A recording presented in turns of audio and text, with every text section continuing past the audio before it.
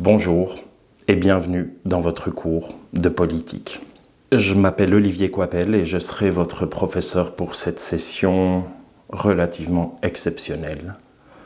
C'est pour ça qu'on va essayer de s'entourer de sensations et d'énergie paisible, zen.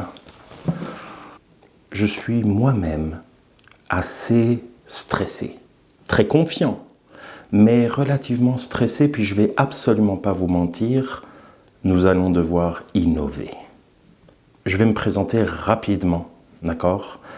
Et puis ce qu'on va faire, c'est qu'on va tout de suite découvrir le plan de cours qui va être l'élément principal de cette capsule, c'est-à-dire lire avec vous le plan de cours. Merci mon Bouddha, tu vas rester près de nous, mais je te dégage 2 secondes. Bonjour monsieur le professeur. Nous sommes des étudiants virtuels et nous aimerions vous poser quelques questions. Pouvez-vous vous présenter à nous? Je m'appelle Olivier Coipel. Le petit accent que vous percevez peut-être n'est pas un accent français. C'est un accent belge. D'accord? Alors, je suis belge, arrivé au Québec il y a 16 ans. C'est important que vous le sachiez. J'espère qu'il n'y a pas de xénophobes parmi vous. C'est quoi la xénophobie? Tiens, voilà, c'est la première question que je vous pose normalement quand je tombe en classe. T'sais. Moi, j'ai une espèce de petit discours, j'arrive en classe et je dis que je suis belge et puis je demande s'il y a des xénophobes dans la classe. Paf, je réalise que c'est pas possible. Ok. La xénophobie, c'est la peur de l'étranger. Et c'est probablement un mot que vous connaissiez ou que vous apprenez, pardon. Et laissez-moi vous dire tout de suite, en introduction, que des mots, en principe, vous allez en apprendre beaucoup avec moi, j'espère. Pourquoi? Allons tout de suite dans le vif du sujet. Pourquoi est-ce que on va apprendre plein de concepts, plein de mots tels que xénophobie, mais on en aura plein. On parlera de coercition bientôt, on parlera de scrutin, on parlera d'autoritarisme, on va aborder toutes sortes de concepts. J'ai déjà essayé de compter le nombre de mots que j'allais essayer de vous apprendre pendant une session, à peu près 200. Donc, je suis belge. Qu'est-ce que je peux vous dire sur moi? Je pourrais vous dire que mon joueur de soccer préféré, c'est Thomas Meunier, qui joue à Dortmund. Je pourrais vous dire que mon petit péché mignon, c'est d'acheter le 100% Fun. Et c'est vrai que cette semaine, on a un poster de Billie Eilish, plus quand même des sondages relativement intéressants, genre crois-tu en toi? Ou es-tu plus visuelle ou auditive? Ou notre horoscope, qui est toujours intéressant, puisque moi je suis Lion, comme Vanessa Pilon. Qui est Vanessa Pilon? Je n'en sais rien. D'accord? Et alors aussi, mais là je pense que je m'égare, mais je me disais, tiens, c'est qui Claudia Bouvette, hein? Parce qu'il y a aussi un poster de Claudia Bouvette. Pour me présenter sérieusement, je voudrais vous dire une seule chose, c'est que je suis passionné par mon métier. Quel est mon métier? Professeur de sciences politiques au Cégep. Professeur, vous avez en face de vous quelqu'un qui est très très intéressé par le concept de pédagogie. La pédagogie, c'est l'apprentissage. C'est comment est-ce que moi, je vais essayer de vous ouvrir les yeux de telle façon que vous développiez un apprentissage. Est-ce que je pourrais dire même que vous appreniez à réfléchir encore plus, à réfléchir mieux, à peut-être devenir de plus en plus alerte à certaines choses sur lesquelles je vais vous ouvrir l'esprit. Essayez. Vous savez, je parle d'ouvrir l'esprit, mais c'est une des choses qu'on me demande de faire. Les profs, nous, en sciences humaines, on nous demande de développer votre esprit critique, et votre ouverture d'esprit. J'adore être professeur, j'adore le concept d'apprentissage, non pas comme une transmission des connaissances, mais plutôt comme une transmission d'un regard qui vous permettra d'acquérir les connaissances plus tard. Souvent dans la classe, j'ai écrit le proverbe suivant. Si tu donnes un poisson à un homme, il mangera un jour. Si tu lui apprends à pêcher, certains connaissent la suite, il pourra manger toute sa vie. Ça, on va dire que c'est un proverbe chinois, je ne le sais pas trop. Quand tu ne sais pas qui a dit quelque chose, tu dis proverbe chinois. Mais moi, je vais transformer ce proverbe chinois qui dit donc, je le répète, si tu donnes un poisson à un homme, il pourra manger un jour. Mais si tu lui apprends à pêcher, il pourra manger toute sa vie. Eh bien, je transforme ça en proverbe belge. Si tu expliques l'actualité du jour à un étudiant, il comprendra l'actualité du jour. Si tu lui apprends à lire les journaux, il pourra comprendre l'actualité toute sa vie. Et c'est une des choses que je vais faire avec vous.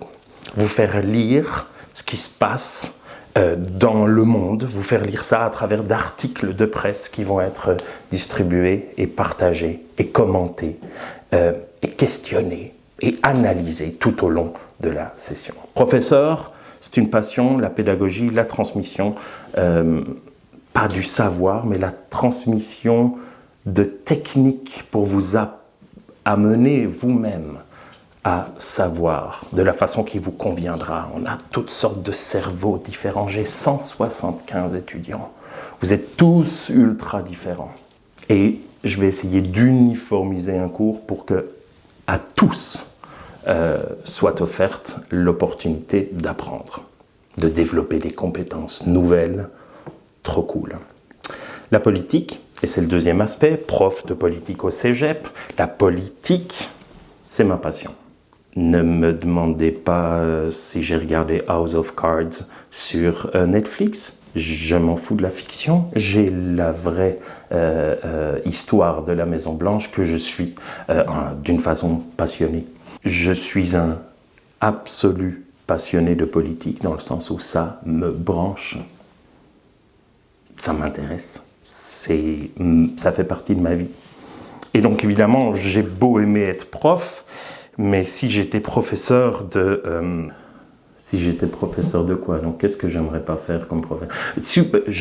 Total respect, mais si j'étais professeur de couture, hein, moi je couds, hein, bon, on s'en fout, mais si j'étais professeur de couture, je pense que ça me tenterait moins. Tu sais.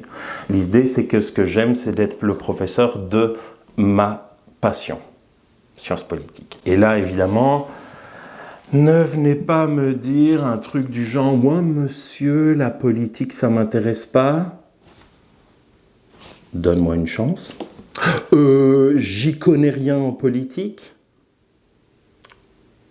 Ah ouais, ok, c'est un peu normal, sinon tu n'aurais rien à faire dans ce cours. Donc, donnez-moi une chance. Vous allez voir, je ne suis pas le gars le plus... je pense que je suis assez cool dans la vie. Prof, génial, j'adore la pédagogie, politique, c'est ma passion. Au cégep, prof de politique au cégep. Et c'est là que j'ai la chance de vous rencontrer. C'est là que, en principe, je vous vois, je vois dans vos regards, je vous vois dans vos interactions avec moi, je vous comprends dans une classe, je vous sens. Et c'est là que j'ai appris à connaître qui vous êtes. Alors cette fois-ci, je n'ai pas... d'interaction avec vous. Évidemment, je ne vais pas voir vos yeux, je ne vais pas sentir les vibrations, les énergies d'une classe.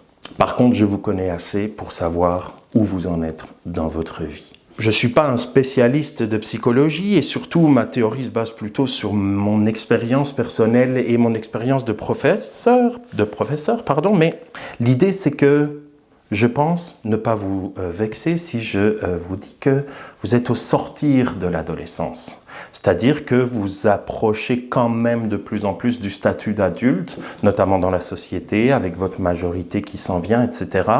Mais vous êtes à un stade de votre vie où c'est assez agréable, voire intéressant et passionnant de vous enseigner les sciences humaines. On reviendra plus tard sur les sciences humaines. Les sciences humaines, on le dira, c'est l'étude de l'être humain. Pourquoi c'est intéressant d'avoir des enfultes, hein, c'est-à-dire plus tout à fait des enfants, pas encore tout à fait des adultes, des gens comme vous qui sont au sortir de l'adolescence, parce que je pense que l'adolescence, c'est de se regarder soi, son nombril, ce qui est tout à fait normal. C'est de se construire soi en opposition à ses repères, en suivant ses repères. C'est se construire soi, se développer dans un groupe au secondaire, etc. C'est se pencher sur sa propre croissance. C'est tout à fait normal. Mais ce qui arrive à beaucoup d'entre vous, et ce qui est une des raisons pour lesquelles c'est passionnant de vous enseigner les sciences humaines, c'est que finalement, à votre âge, vous avez la possibilité de commencer à lever les yeux de votre propre nombril, de votre propre personnalité que vous avez construit, et vous levez les yeux maintenant et vous commencez à regarder autour de vous le monde qui vous entoure, le monde dans lequel vous évoluez. Et ça se fait au travers de tous vos cours de sciences humaines. On y reviendra dès la semaine prochaine dans la première capsule de cours. C'est fantastique ça, et c'est là que je veux revenir aussi à cette histoire de mots. Ce qui est génial avec vous, et ce qui est génial aussi, et qui fait que j'adore être un prof de politique en sciences humaines au cégep, c'est que je vous connais. Pas vous personnellement, je le répète, mais je connais la faune que vous constituez et je sais que vous avez des idées écœurantes. Vous allez voir que je fais appel à l'imagination, la créativité, parfois dans certaines évaluations, et je n'ai jamais été déçu par ce qu'il y a dans la tête d'un étudiant. Vous avez des façons de voir la vie qui sont excellentes. Vous avez un cerveau qui est prêt à découvrir énormément de choses. Et vous avez aussi un cerveau, et là-dessus, quand on étudie en pédagogie, on a des cours quand même de psychologie, de développement, etc. Vous avez un cerveau qui, selon moi, fonctionne de mieux en mieux. D'une façon imagée, il y a tous vos apprentissages qui s'accumulent et qui font que vous raisonnez de mieux en mieux. Et vous avez des idées de plus en plus complexes, de plus en plus nuancées. Vous avez une vision de voir les choses de façon plus structurée. Et donc, ce qui se passe dans votre tête est génial. Mais parfois, et c'est là que je veux jouer mon rôle cette session, dans une classe ou à distance, parfois, il vous manque les mots ad hoc, les mots qui vont traduire vos idées de plus en plus complexes. C'est-à-dire que votre cerveau apprend à raisonner d'une façon de plus en plus évoluée, je pense de plus en plus complexe, de plus en plus, je ne vais pas trouver 1000 synonymes là, de plus en plus complexifié. Ok ? Mais parfois, il vous manque les mots qui vont traduire la complexification. C'est-à-dire qu'évidemment, dans le vocabulaire, il y a toute une série de nuances qui sont disponibles pour les gens qui veulent commencer à préciser et traduire leurs pensées. Et donc, j'ai l'ambition de vous apprendre entre 150 et 200 concepts, mots nouveaux que vous pourrez mettre dans votre carquois, et qui vous permettra d'affronter les réalités de la réflexion et de l'argumentation. Carquois. Qu'est-ce qu'un carquois ? On a peut-être notre deuxième mot là. Je suis donc passionné d'être un prof, passionné d'être un prof de politique et passionné par vous, avec l'ambition de vous armer, de vous équiper, armer, c'est une petite référence au carquois, de vous équiper surtout pour comprendre le monde dans lequel on évolue. Et mon rôle de politiste, je n'aime pas le mot politologue, je me considère plus comme un politiste, mais on y reviendra plus tard, ça va être de me focaliser sur cet apprentissage, mais en rapport avec l'organisation de la société et surtout, comme on le verra dès la semaine prochaine, la prise de décision de la part d'un gouvernement envers une population, une société. Le pouvoir va être un concept majeur dans notre cours. Je pense qu'on peut arrêter maintenant ceci et on va faire la présentation du plan de cours. Pouvez-vous nous expliquer le plan de cours? Oui, merci les enfants, vous avez raison, il faut que je vous explique le plan de cours. 3, 4. Oh, merci les enfants, quelle question bien posée et surtout quelle question pertinente. Vous avez raison, il faut absolument que j'explique le plan de cours. Alors le plan de cours, c'est très simple, vous l'avez reçu par PDF, alors vous le mettez soit sur votre téléphone, vous le mettez sur votre ordinateur. Si jamais vous êtes en train de me regarder, vous pouvez faire une petite fenêtre avec ma vidéo, puis prendre le PDF du plan de cours sur votre écran. Ce qu'on peut aussi bêtement faire, ou simplement faire, ou de façon traditionnelle, évidemment, c'est imprimer le plan de cours. Alors, si vous n'avez ni téléphone, ni ordinateur, ni imprimante, que vous rencontrez donc un problème d'accès technique aux documents que je vais vous distribuer pendant toute la session, sachez qu'on a des solutions pour vous. Okay ? Tout est prévu et il y a la possibilité pour moi de faire imprimer des documents et de les faire acheminer à la bibliothèque du Cégep à laquelle vous aurez un accès pendant la session avec évidemment des conditions sanitaires comme le lavage de mains, pas de symptômes, le masque, etc. Ok ? Donc, tout ça, ce sont des questions évidemment qu'on va pouvoir régler avec le temps et surtout avec les messages que vous m'enverrez pour me signaler les problèmes que vous avez pour suivre le cours, les problèmes de type technique. D'accord ? Vous êtes peut-être nouveau au Cégep, peut-être que c'est pas habituel pour vous ce qu'est un plan de cours, mais il faut que vous compreniez qu'au Cégep, le plan de cours, c'est à peu près la Bible du cours, c'est-à-dire c'est tout ce qui va vous expliquer comment sont organisés les cours, comment vous allez pouvoir obtenir les points pour réussir le cours et en quoi va consister finalement la session. Alors qu'on soit dans une session normale ou dans une session Covid ou pandémie, c'est la même chose, le plan de cours, c'est la Bible.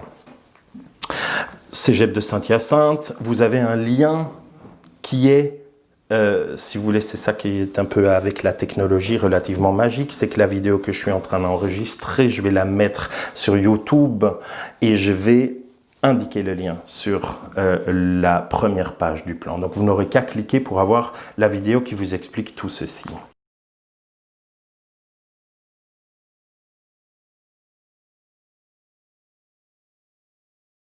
On est donc la session d'automne 2020, une session dont vous allez vous souvenir, et moi aussi, et tout le monde. Une session sur laquelle j'ai plein de choses à vous dire, mais encore une fois, le maudit plan de cours va répondre à la plupart des questions que vous avez. Vous voyez sur votre plan de cours qu'il est marqué groupe 1, 2, 3, 4 et 5. C'est une information très importante que vous devez savoir. En fait, le hasard, on va dire le heureux hasard, fait que je n'ai qu'un cours à donner cette session, mais je le donne à 5 classes différentes qui représentent 175 étudiants. Il a été évidemment clair dès le début, dès que j'ai reçu mon horaire, il est devenu clair que j'allais pas me connecter 5 fois par semaine devant Zoom pour faire en direct 5 fois par semaine le même cours.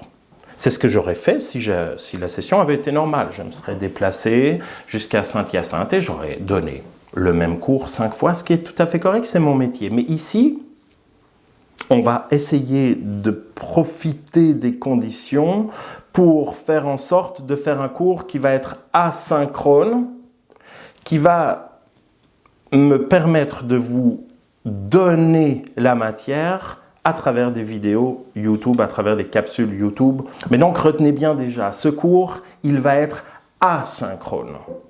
Vous n'aurez pas ou très peu à vous connecter en live avec moi au moment du cours. Il y aura des séances de questions-réponses en live, en direct, en tout ce que vous voulez par Zoom.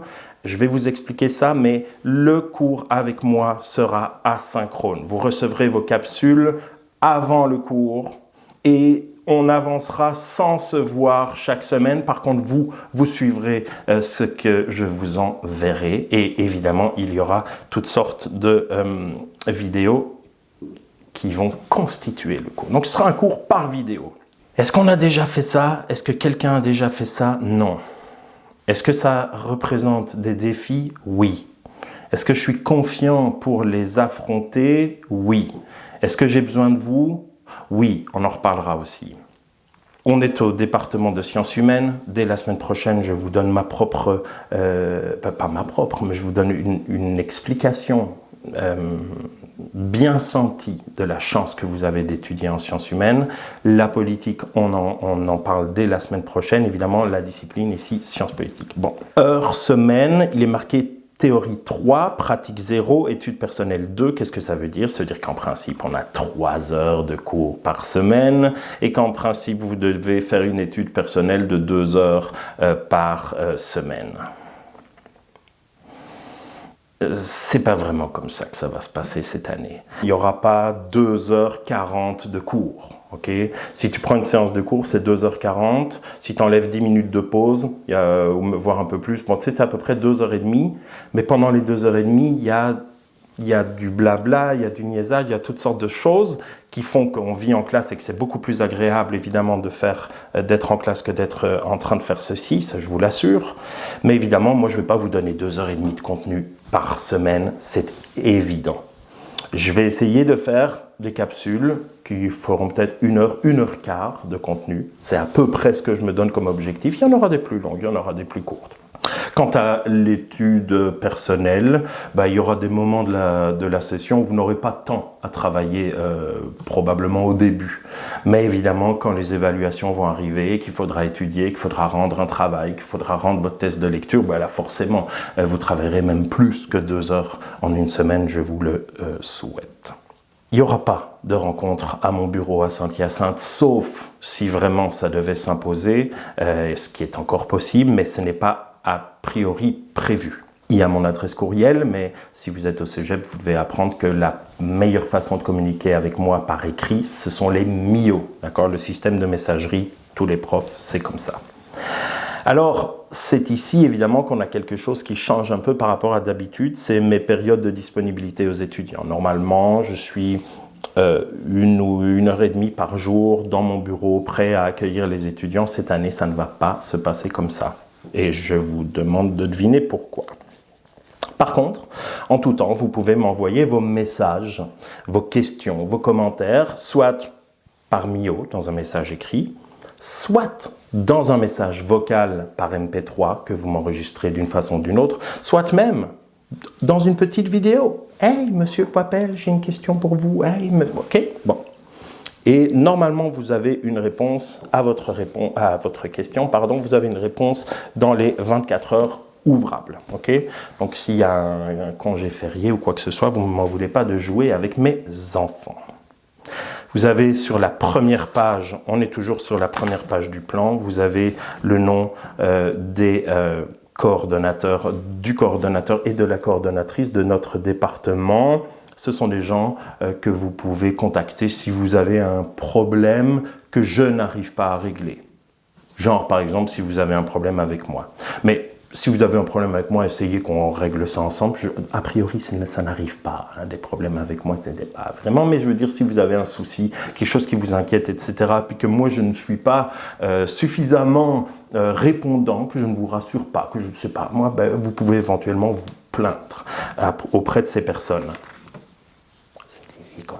Okay, c'est un peu comme appeler la police. Là. C'est comme, bon, quand les voisins font quand les voisins font du bruit, tu vas d'abord frapper gentiment chez les voisins pour demander qu'ils fassent du bruit. Et puis après, si vraiment ils continuent, tu peux appeler la police. Puis on verra ce qui se passera. C'est drôle, on parlera beaucoup de la police dans le cours. Savez-vous que le mot police est l'anagramme de Coipel? Vous savez ce que c'est un anagramme? C'est notre 3e mot. En tout cas, non, tout le monde sait ce que c'est un anagramme. Fais un peu police, Coipel, tu verras. Si ça vous fait pas peur. Hein, si ça vous fait pas peur. Bon. On passe à la 2e page du plan. Et on va y aller avec quelque chose de méga important. C'est l'objectif ministériel. Pourquoi c'est méga important? Parce que l'objectif ministériel, il est le même dans chacune de vos disciplines de sciences humaines dans le cours d'introduction.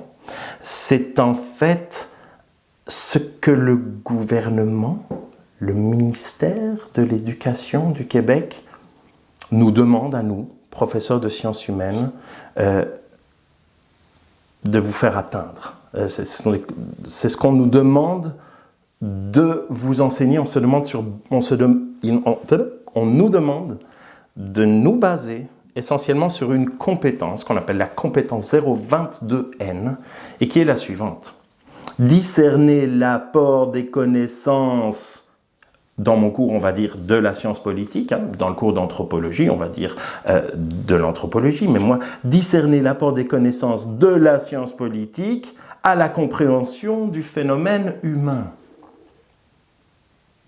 Oui, c'est en effet ça qui va être assez passionnant, c'est que les sciences humaines, c'est l'étude de l'humain.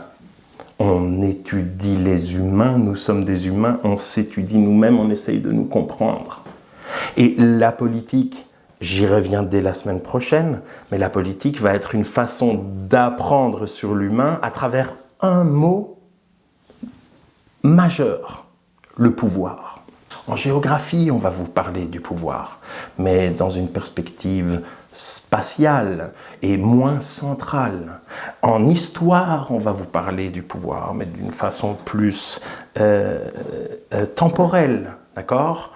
On va en parler du pouvoir en histoire, mais ce ne sera pas la notion centrale. Alors que nous, en politique, la notion centrale de notre vision pour apprendre à comprendre l'humain, c'est comment l'humain s'organise autour du pouvoir. Non mais c'est pas passionnant. Orientation pédagogique du cours se rattachant à cet objectif, le point 2, démarche à privilégier dans ce cours. Écoutez, vous allez lire ça par vous-même, d'accord? Mais grosso modo, on dit déjà dans ce paragraphe numéro 2 à quel point ce qui va être passionnant avec la politique, c'est d'utiliser l'actualité pour conforter notre apprentissage et pour illustrer tous les concepts qu'on va apprendre. Et là, oui, j'ai un petit peu plus de chance que le prof de chimie parce que dans mon cours de politique, on parle de ce dont on parle à la radio dans les journaux, et dans les journaux et à la radio, on parle de ce que je vois avec vous en politique. Et donc, il faut absolument apprendre à regarder le monde dans lequel on s'entoure, à regarder comment le pouvoir est incarné. Je vais vous aider évidemment à faire ça, mais c'est sûr que l'actualité va prendre une immense place dans ce cours, et je l'ai peut-être déjà dit, mais je pense que vous, les étudiants, vous n'avez jamais été à ce point amenés à suivre l'actualité, d'accord? Le fameux Covid, là, j'ai l'impression que ça vous a quand même attiré et occupé une partie de votre cerveau, peut-être plus que quand il y avait l'État islamique ou les attentats de Paris ou la dictature en Biélorussie, quoi que ce soit d'autre dont on parlera. Point 3. La place du cours dans le programme de formation. Ici, on est dans un cours d'introduction qui s'appelle la vie politique. Si vous voulez aller plus loin, ceux qui vont développer un intérêt pour la politique, vous allez peut-être vouloir aller plus loin, vous irez en idéologie et régime politique, qui est le cours qui complète et qui approfondit, d'accord, les notions. Et puis si après ça, vous êtes encore désireux et avide d'apprendre à connaître les relations entre le pouvoir et l'apprentissage de l'humain, alors vous prendrez le 3e cours d'actualité politique internationale et là, ça risque d'être intéressant. Si vous prenez actualité politique internationale, vous devenez ami Facebook avec moi parce que là, on peut discuter puis ça commence à devenir le fun. Les objectifs d'apprentissage, c'est le point 4. Ils sont importants. Identifier et comprendre les principaux concepts inhérents à l'étude de la science politique. Les concepts, les flèches dans le carquois, les mots de vocabulaire, ce qu'on va apprendre, c'est ça. Connaître le vocabulaire utilisé par les médias d'information, idem. Reconnaître l'importance de la politique. Je pense que c'est une de mes missions de vous faire reconnaître l'importance de la politique et à mon avis, je vais la remplir. Développer un intérêt pour la politique. Voilà mon histoire de l'arroseur, de la graine, de l'intérêt. Histoire un petit peu niaiseuse, mais tant pis. En point 4, dans les objectifs d'apprentissage, on me demande de développer chez vous un intérêt pour la politique. C'est une grosse mission. Reconnaître l'importance, au point 3, ça va, mais développer un intérêt. Alors, je vais utiliser l'analogie du jardinier qui plante une petite graine d'intérêt. Planter une petite graine, tout ça, c'est peut-être niaiseux, mais je me vois, moi, professeur de sciences politiques, comme un petit jardinier qui va planter en chacun de vous, dès ce premier cours, 175 étudiants virtuels que je ne vois pas, que je regarde dans une caméra, que c'est vraiment weird. Je vais planter une petite graine d'intérêt à la politique. Et chaque semaine, avec mes capsules, je vais venir arroser la petite graine.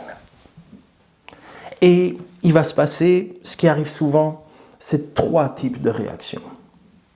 Il y a ceux, je vais venir arroser leur petite graine, puis on va voir pousser d'une végétation normale, c'est-à-dire vous allez entretenir votre intérêt, puis il va pousser une espèce de petit intérêt normal, l'intérêt qui est suffisant pour réussir le cours. Ça ne vous passionnera pas, mais tu sais, tu vas comprendre quelques petits trucs, tu vas avoir, on va dire, 60% de végétation, tu sais, si ça peut genre faire référence à la note de passage.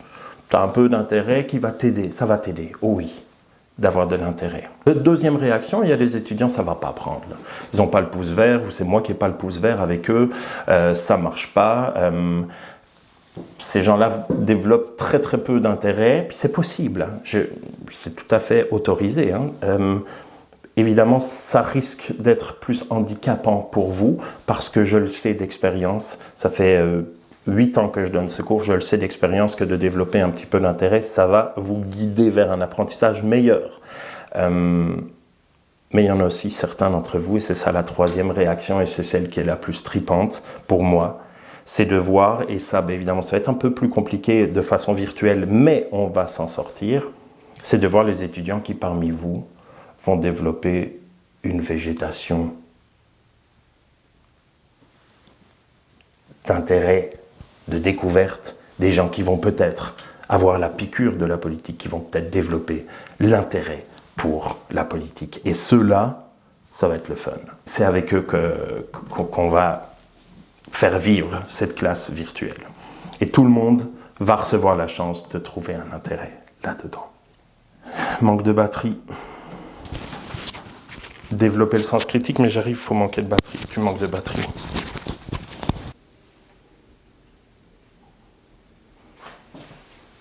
Évidemment, n'hésitez pas.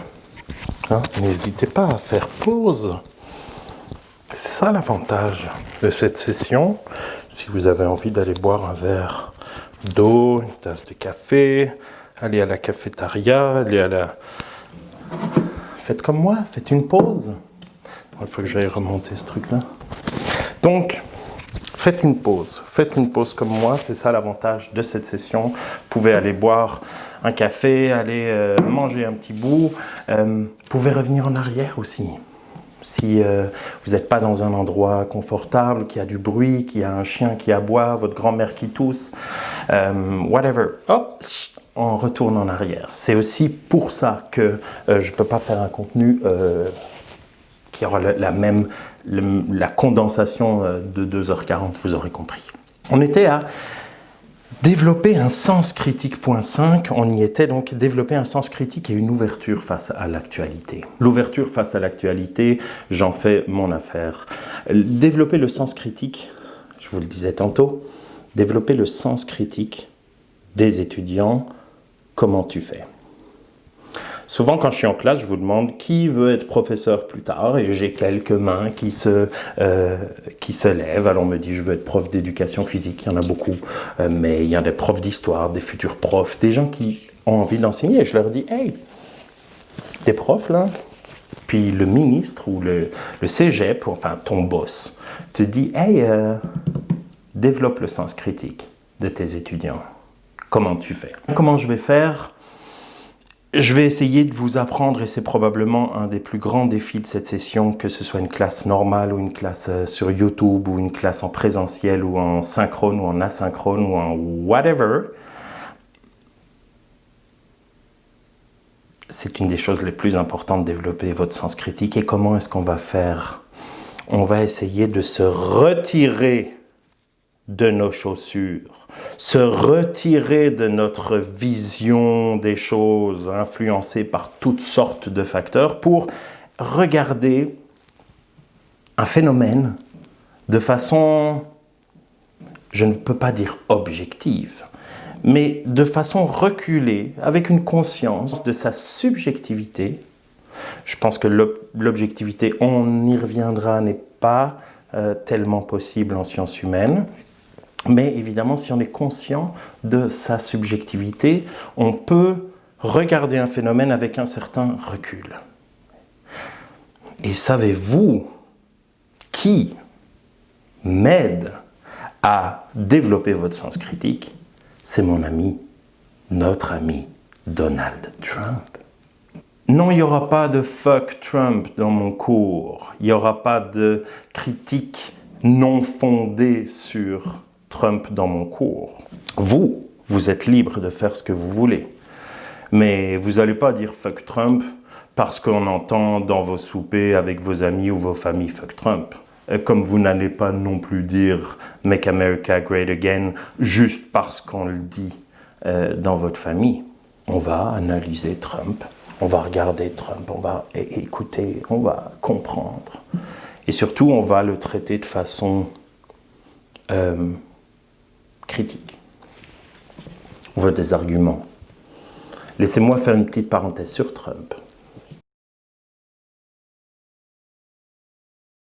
Mes cours n'ont jamais été aussi intéressants, mes classes, que quand j'avais un étudiant ou une étudiante dans ma classe qui était un pro-Trump.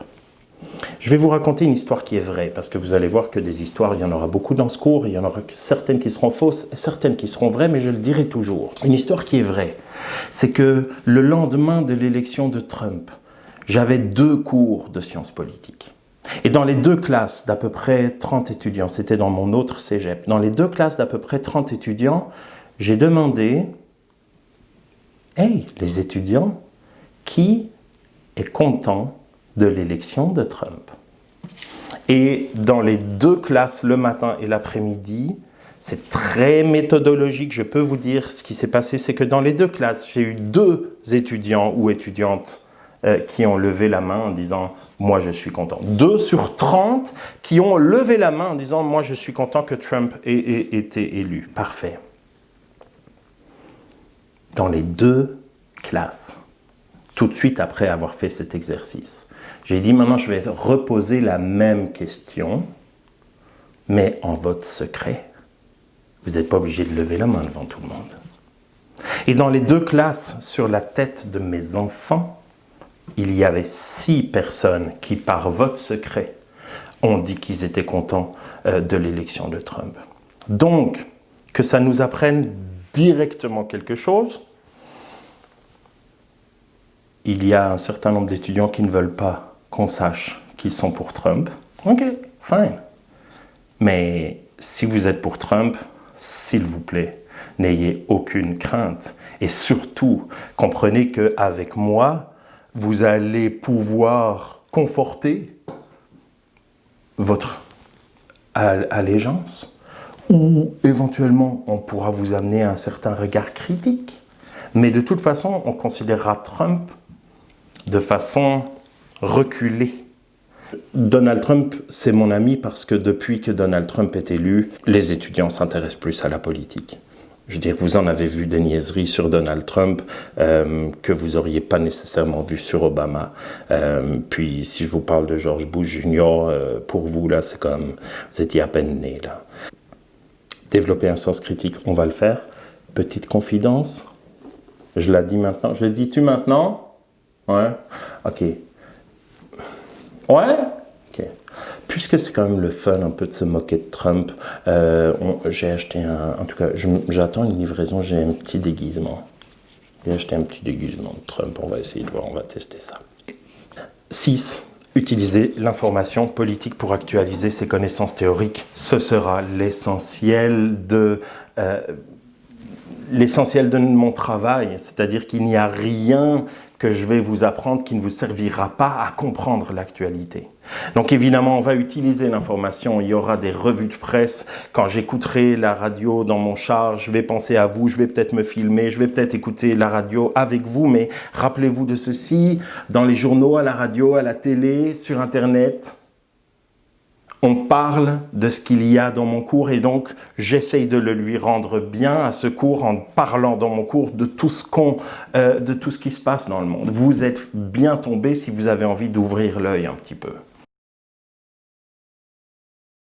Donc les concepts dans le carquois, l'importance de la politique, vous ne pourrez pas la nier. L'intérêt pour la politique, je vous le souhaite, c'est le petit jardinier. Le sens critique, c'est sortir de sa paire de chaussures pour regarder le monde avec un raisonnement et non que des sentiments. Et utiliser l'information et actualiser ses connaissances, ce sera au programme toute la session. Les objectifs méthodologiques, vous les lirez, c'est pas la partie la plus passionnante du plan de cours. Il faut que vous sachiez qu'un plan de cours, c'est un peu ça. C'est la Bible, et comme dans la Bible, il y a des passages plus intéressants que d'autres. Cela dit, lisez quand même, parce que c'est important, mais c'est moins important que la partie 6, qui est l'organisation pédagogique des cours.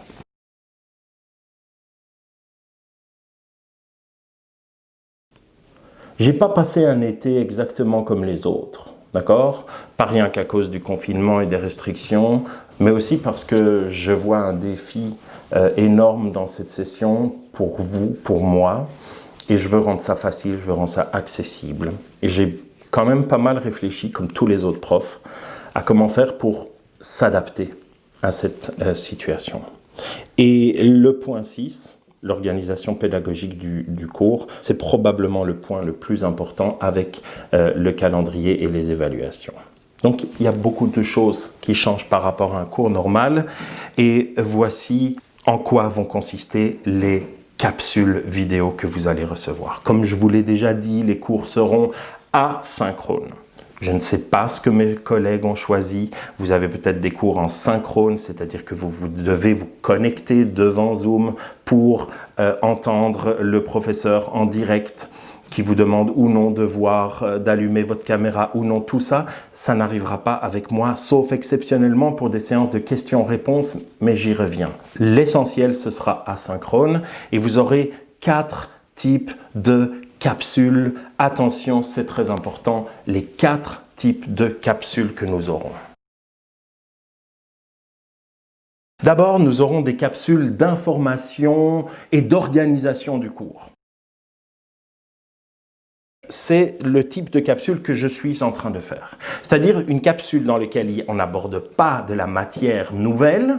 Évidemment, on peut faire des liens de la matière qui a déjà été abordée, mais on n'aborde pas de la matière nouvelle. Ce sont des capsules qui sont là pour vous aider à vous rappeler les évaluations, vous rappeler les échéances du cours, vous expliquer comment on peut gagner des points, vous expliquer ce qu'on peut faire, ce qu'on ne peut pas faire, vous motiver, mais une capsule qui va vous guider vers la réussite de type information et organisation du cours, pas de nouvelles matières. Ce sont des capsules vraiment comme celle-ci, on parle du cours, d'accord? C'est vraiment le prof, il parle du cours, c'est technique. Parfait. Celle-ci, c'est la première.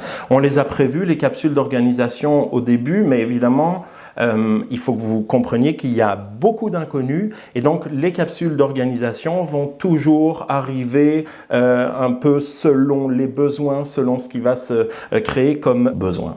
Genre par exemple, si on m'envoie beaucoup de questions pour préciser un aspect de l'organisation du cours, je crée une capsule et je l'envoie.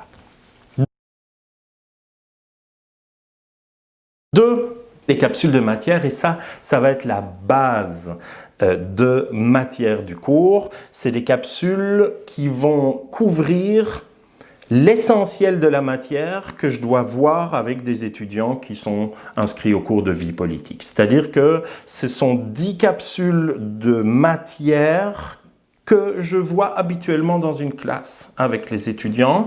Et ça va être la structure, la colonne vertébrale de notre cours, parce que ça va être la même matière qu'en classe, sauf qu'évidemment, elle va être traduite, elle va être transposée dans un enseignement virtuel, découverte, mais innovation et surtout optimisme, parce que on ne peut pas nier que vous êtes la génération YouTube. Vous êtes né avec YouTube, ou presque. La première fois que je me suis connecté à Internet chez moi, chez mes parents en Belgique, j'avais 21 ans. OK? Tu sais, fait qu'on va essayer d'utiliser ce média que vous connaissez, c'est-à-dire la vidéo, pour vous inculquer la matière. Attention, je vais le préciser plein de fois, c'est à ce moment-là que moi, je ne peux pas contrôler les conditions dans lesquelles vous écoutez mes vidéos. Moi, je me donne les meilleures conditions pour vous parler, pour vous expliquer. Il y aura des animations, je vais essayer de faire des trucs, je vais essayer d'utiliser toute mon imagination pour essayer d'attirer votre attention. Mais je ne peux pas maîtriser, comme dans une session normale, l'attention réelle que vous portez à ce que je dis. Dans une classe, je peux voir si quelqu'un est en train de jouer à Angry Birds. Dans une classe, je peux voir si quelqu'un est dans la lune ou jase avec son voisin ou sa voisine. Ici, là, c'est vous, là, c'est votre responsabilité d'écouter ça religieusement. Moi, je vais essayer de faire des vidéos relativement... je vais essayer d'attirer votre intérêt, c'est un des objectifs. Mais mettez-vous dans des conditions idéales, s'il vous plaît. Je ne pense pas que ce soit le meilleur lieu d'écouter ça si vous avez des distractions autour de vous. Alors je sais que ce n'est pas facile pour tout le monde. Évidemment, celui qui est enfant unique ou celui qui a 5 frères et sœurs plus petits que lui, ça va changer la réalité de son apprentissage. Mais on essaye de tout faire avec le Cégep pour vous donner l'accès à des lieux où vous pouvez écouter, où vous pouvez... ça, parce qu'en fait, il faut savoir que nous, tout le défi, c'est de rendre accessible cet apprentissage. Alors bon, bref, je ne veux pas m'égarer, mais je vous conseille d'écouter ça religieusement. On en reparlera plus tard, mais je pense que vous pouvez prendre des notes. C'est sûr que vous allez recevoir des notes, mais vous pouvez quand même prendre des notes et surtout, faites pause. Si vous n'avez pas compris un truc, notez une question. Envoyez-moi, « Hey monsieur, à la vidéo numéro 2, pourquoi je fais cet accent-là? À la vidéo numéro 2, à 15 minutes et 30 secondes, vous avez dit un mot, je ne l'ai pas compris. Ok, parfait, hein? Fait que on va utiliser ce média de YouTube, on va essayer de faire le mieux possible et j'ose croire que pour vous, ça va être accessible d'écouter mes vidéos. Mais faites comme si vous étiez en classe. Moi, ici, là, je dois faire comme si j'étais en classe. Okay? Je vous montrerai plus tard la maquette que mon fils a faite là, pour qu'on essaye d'avoir l'impression de qu'est-ce que c'est une classe. Mais je veux dire, moi, je parle devant une caméra, j'ai de l'éclairage, j'ai un micro-cravate, je suis tout seul chez moi, c'est pas le fun, ok? Mais vous, ça va être comme ça aussi, on va essayer de faire le mieux possible, mais vous aussi, vous allez être chez vous. Vous pouvez pas faire une séance de groupe pour regarder ça, c'est interdit, tu sais. En tout cas, pas plus que 16. Mais je le sais plus, ça change tout le temps. On en reparlera, tu t'égares, tu as un trouble de l'attention, ça arrive, il y en a plein d'entre vous qui l'ont aussi. Donc les capsules de matière, ça couvrira ça, il y en aura 10, je vais les présenter tout à l'heure. Il y aura ensuite des capsules spéciales. Les capsules spéciales, elles vont donner l'occasion aux étudiants d'apprendre pas exactement la même chose qu'on apprend chaque année avec les autres dans les capsules matières, avec les autres étudiants des autres sessions, mais vraiment des capsules qui sont reliées à cette session-ci, qu'est-ce qui va se passer de spécial dans le monde. Et donc c'est pour ça que la première, ou qu'est-ce qui se passe, ou quels sont les enjeux qu'on peut discuter et sur lesquels on pourrait peut-être créer un contenu d'apprentissage. Et c'est là que il y aura une capsule sur les élections, évidemment, aux États-Unis, d'accord? Le 3 novembre, le mardi qui suit le premier lundi de novembre, d'une année paire, il y a des élections aux États-Unis, on en parlera. Et donc cette année, paf, le 3 novembre, il y a des élections, puis en plus de ça, elles sont présidentielles notamment. Ce qui est assez intéressant parce qu'on va savoir, si on va continuer avec Trump ou non. Il y aura une capsule là-dessus, il y aura des éléments sur cette partie, cette facette de l'actualité importante. Mais autre facette de l'actualité importante, ça va être notamment les théories du complot, parce que j'en peux plus. Puis il faut mettre un peu d'ordre là-dedans, on va essayer de parler sérieusement, de façon critique, de façon objective, mais c'est sûr que je vais faire appel à du renfort pour vous donner un petit cours d'autodéfense intellectuelle. Ça va être une partie assez fun de la session, puisque je vais avoir mon ami Jean-Luc, qui est professeur d'art martial, un art martial relativement original, puisque c'est l'autodéfense intellectuelle. On en reparlera plus tard, mais donc il y aura une capsule d'autodéfense intellectuelle sur les théories du complot. C'est sûr que si vous croyez aux Sky Trails, si vous croyez aux reptiliens, et si vous pensez que Amy Winehouse est sur une île parce qu'elle a été assassinée comme la princesse Diana et qu'elles sont ensemble sur une île avec Kurt Cobain, ça va être un peu plus compliqué, mais bon, on va travailler, il y a moyen, on va essayer de vous donner des arguments, mettons, ok? On parlera aussi de racisme, et bien entendu, il y aura toute une série de capsules spéciales qui seront dédiées à effectuer des liens entre tout ce qu'on va voir dans le cours et l'actualité, et donc aussi l'actualité du Covid-19. Quatrième type de capsules sont des capsules questions-réponses. C'est-à-dire des capsules qui vont être dédiées à apporter des réponses à toutes les questions que je vais pouvoir recevoir par MIO, message écrit, par MP3, message audio, ou par MP4, message vidéo.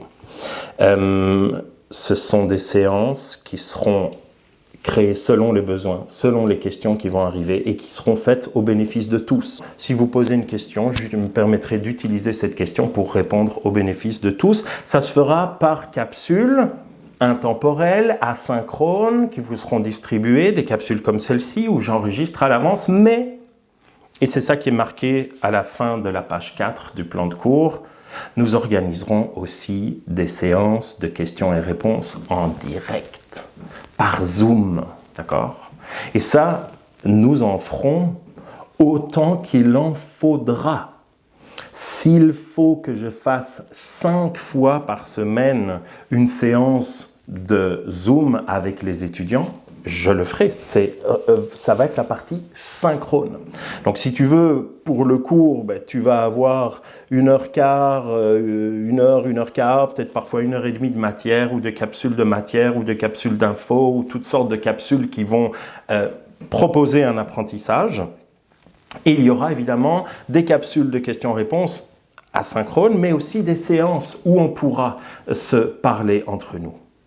Et là-dessus, il est écrit dans le plan de cours que je veux discuter avec vous, que je veux vous poser certaines questions, parce qu'en fait, je vous l'ai dit, vous êtes 175 étudiants, vous êtes tous inscrits dans le même cours et vous allez tous recevoir le même cours. Alors je pourrais, vous savez, il y a un groupe du lundi, je vous ai tous ici, juste pour vous dire, là, ça c'est les étudiants du lundi, ça c'est les étudiants du mardi matin, ça c'est les étudiants du mardi après-midi, ça c'est les étudiants du mercredi et ça c'est les étudiants du jeudi. Je pourrais vous voir comme le groupe 1, le groupe 2, le groupe 3, le groupe 4, le groupe 5, et je pourrais, après vous avoir envoyé une capsule, je pourrais dire, on va faire une séance de questions-réponses avec ceux du lundi, et on se connecterait pendant l'heure de cours. Et puis avec ceux du mardi, on se connecterait pendant l'heure de cours. et ainsi de suite. Sauf que j'ai envie de faire un truc plus original avec vous. J'ai envie de me dire que d'abord, puisque la plupart de ces séances ne seront pas obligatoires et qu'elles serviront juste à éclaircir les étudiants, je pourrais vous considérer comme 175 étudiants et d'un même immense groupe. Et au lieu de faire des séances pendant les cours, on pourrait faire peut-être des séances à différents moments de la journée et de la semaine qui pourraient accommoder tout le monde. Ceux qui ont un travail, ceux qui doivent travailler sur un autre cours puis qui n'ont pas le temps. Et donc je pourrais dire par exemple je vais faire une séance le lundi matin, une séance le mardi soir, une séance le mercredi midi pendant la pause commune, et puis je pourrais dire je vais faire une séance le samedi, genre, si ça peut intéresser les gens, s'il y en a qui veulent se connecter, s'il y en a qui me disent « Monsieur, moi je travaille toute la semaine et tout, puis ça m'arrangerait, on peut-tu faire une séance samedi 11h ?» Pas de souci. Et tu sais quoi, même dimanche, pas de souci avec ça, moi, jour du Seigneur, whatever, ça me dérange pas. On s'adapte. Puis s'il y en a qui disent monsieur, je travaille toute la semaine, puis bon, on va quand même se laisser une limite, mais d'horaire, mais tu sais, je peux imaginer de faire une séance le soir, à 9h du soir. C'est une séance de questions-réponses à 9h du soir, en live, sur Zoom. Dérange pas. Puis là, cette séance-là, il peut y avoir 3 étudiants du lundi, 17 du mardi, et on s'arrange en fonction de ce qu'on veut.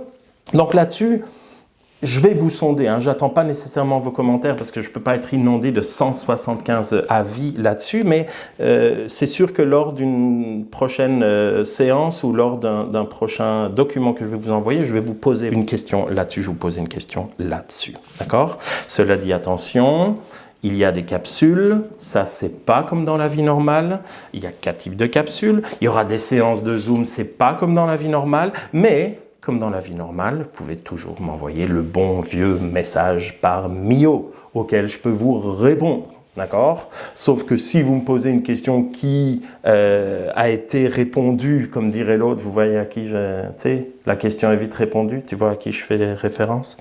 Bisous. Bref, en tout cas, oui, si vous ne savez pas à quoi je fais référence, mettez le bisou dans le contexte. Hein, en tout cas, bref. Donc la question sera vite répondue par écrit. Et si par contre, c'est ça, si la question a été répondue dans une capsule, bien évidemment, là, je vous dirai, écoute, va voir la capsule d'info numéro 4 et ta question y trouve une réponse. Ça avance, c'est long, mais c'est ça notre premier cours, d'accord? Il y a 15 semaines, cette vidéo que vous êtes en train de regarder, elle vaut pour une des 15 semaines, ok? Alors maintenant, attachez votre ceinture parce qu'on passe au calendrier, le contenu des capsules et les savoirs essentiels que je vais essayer de vous transmettre. On attache sa ceinture et en même temps, l'image n'est pas mauvaise parce que c'est comme dans un avion. Ceux d'entre vous qui ont déjà pris l'avion, parfois tu as une petite télé sur ton siège, puis on voit le plan, on voit l'itinéraire que va faire l'avion du décollage à l'atterrissage, à la destination. C'est un peu comme nous. Le cours, il s'appelle Vie politique, mais moi je pourrais l'appeler Formidable vol au-dessus du monde fantastique de la politique.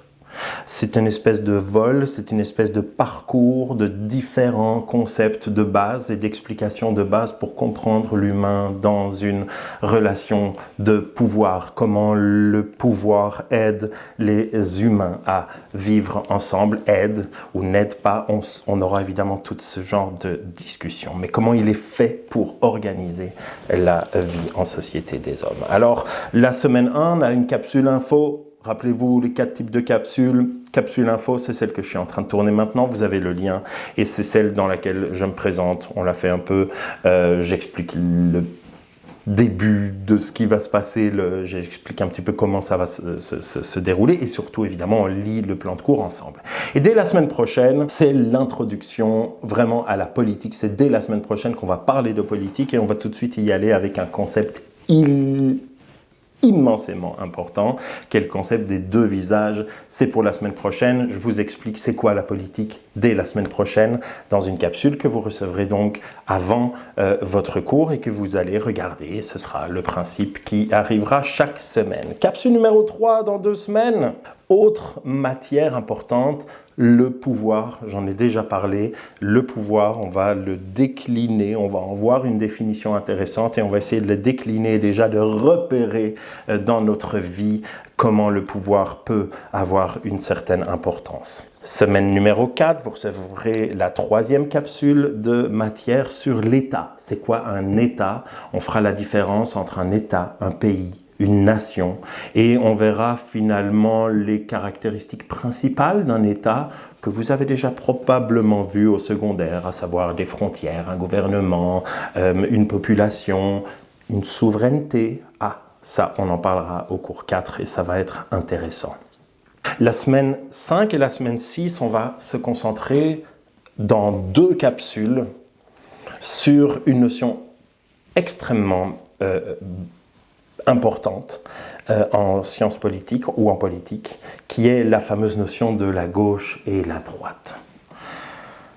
On aura 2 capsules là-dessus, une qui sera essentiellement consacrée à la théorie, une théorie relativement originale, une théorie que vous n'avez peut-être pas entendue beaucoup, et une capsule qui sera la capsule numéro 5, où là vraiment on aura des exercices et des contextualisation de ma théorie dans la vie, d'accord? C'est là qu'on essaiera de voir finalement c'est quoi être de gauche, c'est quoi être de droite. Est-ce que le Québec est un pays de gauche, comme diraient certains complotistes aujourd'hui, Lucie Laurier notamment, je ne retiens qu'elle parce qu'il y a quelques que je connais. On parlera évidemment de ça. Et puis, semaine 7, on continue vraiment les capsules de matière basiques en sciences politiques. Et là, on y va avec c'est quoi une démocratie et surtout, c'est quoi une non-démocratie. D'accord? La plupart d'entre vous avez vécu principalement dans une démocratie. Attention, je vous demande déjà de participer à ce cours. S'il y en a parmi vous qui sont nés dans un pays dont vous avez un certain doute sur l'aspect démocratique, par exemple, mettons qu'il y a un étudiant ou une étudiante qui vient de la République démocratique du Congo, envoyez-moi un message, ça m'intéresse. S'il y a des étudiants qui viennent d'Afghanistan, ça m'est déjà arrivé et c'est très intéressant de partager avec eux. Donc surtout, si vous avez un rapport dans votre vie personnelle à la démocratie et que vous avez envie de le partager avec moi parce que vous avez vécu dans un pays non démocratique, surtout écrivez-moi. Je peux vous dire qu'à Saint-Hyacinthe, il y a quelques années, j'ai eu un étudiant afghan qui a expliqué quelque chose que je n'expliquerai pas ici parce que je pense que ça va vous faire peur dès le début, mais grosso modo, il a expliqué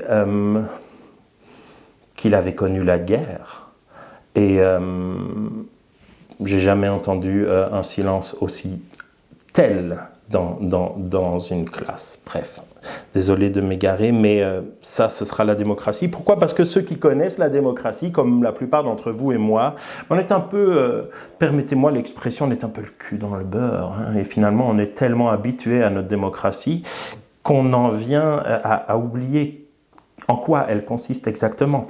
Évidemment, c'est là qu'on fera des liens avec le masque et c'est là que j'essaierai de vous convaincre qu'il n'y a aucune atteinte à la démocratie dans le fait d'obliger à porter le masque. Alors, moi, je ne suis pas ici pour donner des leçons de morale, puis je ne suis pas ici pour dire aux gens ce qu'ils doivent penser, mais dans ce cours, si ça vous dérange, on en parlera, on essaiera d'avoir un esprit critique, mais c'est certain que moi, là, je ne vais pas niaiser avec ce genre de discours et je vais plutôt dire attention, nous autres, nous sommes tellement confortables dans notre démocratie que nous en oublions vraiment de penser ce qui n'en est pas une. Donc on fera une théorie sur la non-démocratie de façon basique. À la semaine 7, il y aura aussi une capsule d'information sur le travail de session. On en reparlera, ça s'en vient dans les évaluations. Il y aura ensuite la semaine de lecture. Pour la plupart d'entre vous, ça tombera entre la semaine 7 et la semaine 8. Il y a juste mon groupe du lundi qui va être un peu décalé, mais vous aurez juste vos vidéos en avance par rapport au calendrier. Donc surtout, étudiants du lundi, ne vous tracassez pas. La semaine 8, ça va être l'examen de mi-session. C'est sûr que vous allez voir que ce ne sera pas la première évaluation. Il y aura une première évaluation qui sera le test de lecture, une évaluation que je fais dans tous mes cours depuis 8 ans. Mais ça, je vais y revenir après. Mais à la semaine 8, ce sera l'examen de mi-session. Et là, vous aurez deux choix. Soit vous me ferez l'examen de façon écrite, c'est-à-dire que j'enverrai l'énoncé de l'examen à un certain moment, probablement à l'heure du début du cours, et je vous donnerai 5 heures ou 4 ou 5 ou 6 heures à déterminer pour vraiment que vous... Mais non, non, ça va pas. Je vous donnerai un certain temps, je ne sais pas encore combien de temps pour réaliser cet examen. Soit vous pouvez aussi faire cet examen de façon orale, vidéo, en m'enregistrant vos réponses de façon asynchrone. On y reviendra. Donc l'examen de mi-session qui vaut pour 30% de la note finale. Soit il peut se faire de façon écrite traditionnelle, sauf que vous recevez l'énoncé par MIO, puis vous avez quelques heures, probablement jusqu'à minuit, pour y répondre. Soit, ça c'est mon accent belge qui ressort, soit vous pouvez pré-enregistrer vos réponses sur une vidéo, c'est-à-dire avec l'image et le son. On y revient plus tard.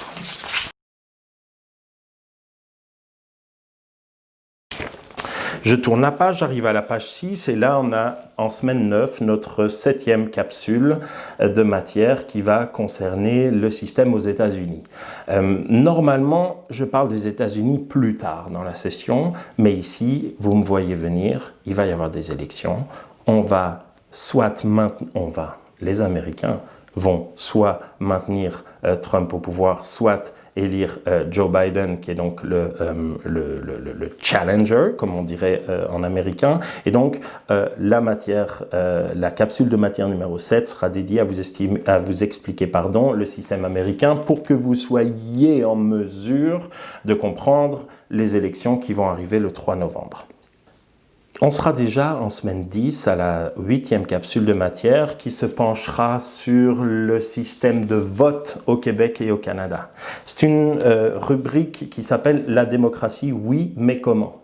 C'est-à-dire que je vous aurais expliqué que le Québec et le Canada sont des démocraties, n'en déplaise à certains qui pensent que parce qu'on nous oblige à porter un masque, on n'est plus une démocratie. Le Québec et le Canada sont une démocratie, mais néanmoins, c'est pas parce qu'on est une démocratie que nécessairement tout est parfait. Et je vais vous expliquer le système de vote, c'est-à-dire la façon dont on va élire nos représentants. Petite notion de base en politique, juste pour aujourd'hui. Je sais que c'est une capsule info, que je ne suis pas censé parler de matière, mais on est dans un système de démocratie représentative. C'est-à-dire qu'on est 7 millions au Québec, on est 36 millions au Canada. On est beaucoup trop pour pouvoir participer tous aux décisions. Et en plus de ça, il y en a certains qui en ont rien à foutre de participer à la prise de décision. On est bien d'accord. Donc, ce qu'on peut faire simplement, c'est si on va voter, on peut essayer d'élire celui qu'on veut qui va aller nous représenter dans un cercle beaucoup plus restreint. Et c'est là qu'on est à Québec, à l'Assemblée nationale, où on a 125 représentants pour le Québec. On est 7 millions au Québec. Et donc, on ne peut pas discuter à 7 millions. Par contre, si on se regroupe et qu'on élit par circonscription, on en parlera évidemment dans la session, quelqu'un qui va aller représenter à peu près 60 000 électeurs, là, ils vont se retrouver à 125 et là, ça va être possible de discuter et de prendre des décisions. C'est évidemment ce mécanisme qui fait que nous, on va pouvoir en tant qu'électeurs élire et donc choisir notre représentant. C'est ça qui fera l'objet du cours 10. Et vous verrez que dans une première partie, on expliquera le système et dans une deuxième partie, on le critiquera. Parce que oui, nous sommes aussi ici pour vous aider à avoir un esprit critique. Semaine 11, avant-dernière capsule, on parlera toujours de démocratie et là on parlera de comment le pouvoir est organisé vraiment au Canada et au Québec. On parlera du système parlementaire. Vous savez, c'est une des libertés énormes qu'on a dans ce cours, c'est qu'on peut un peu voir la matière quand on le veut. D'accord ? On a évidemment un certain nombre de matières qui sont essentielles et qui sont obligatoires à vous transmettre, comme la démocratie, le pouvoir, le système aux États-Unis, le système parlementaire au Canada.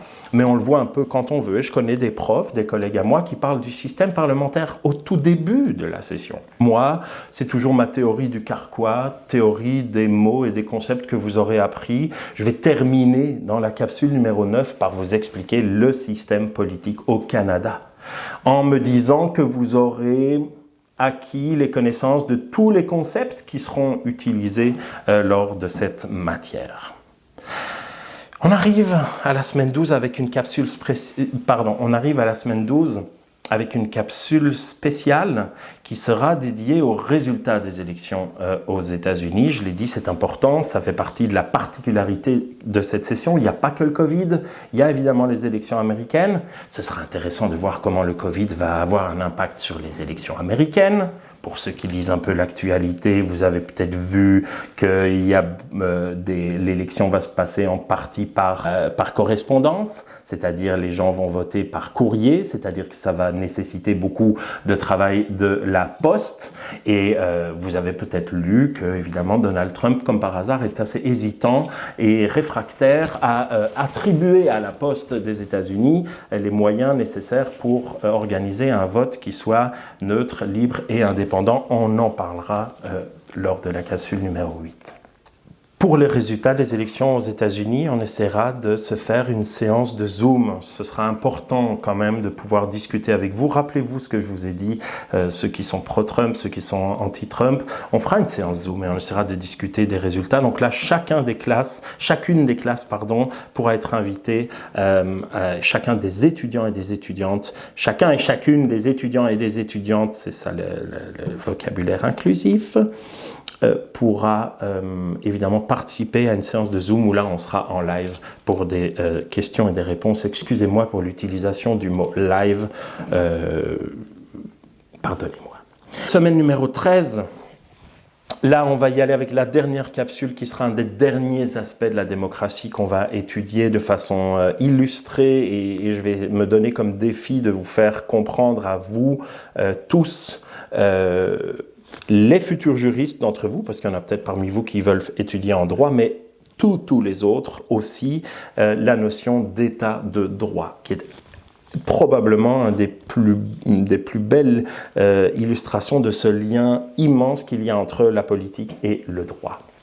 Et puis, ça en sera fini pour nos capsules de matière, c'est-à-dire celles qui seront la base de ce qu'on doit apprendre et des compétences qu'on doit développer, des objectifs d'apprentissage, etc. Ce sera la fin pour ça.